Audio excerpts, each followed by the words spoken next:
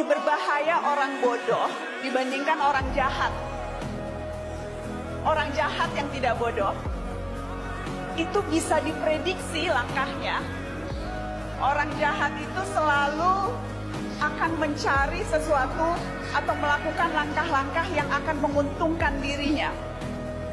Sementara orang bodoh tidak bisa diprediksi dan kerap kali mengambil langkah-langkah yang bisa merugikan dirinya sendiri dan orang lain.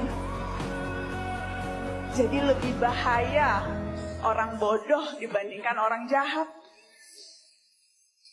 Saya tidak mau jadi kaum mendang-mending gitu ya, bukan mau membandingkan mana yang lebih mending.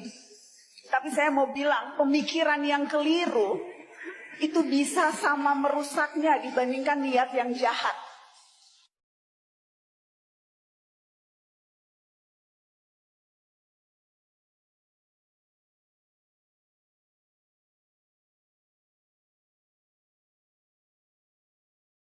It's a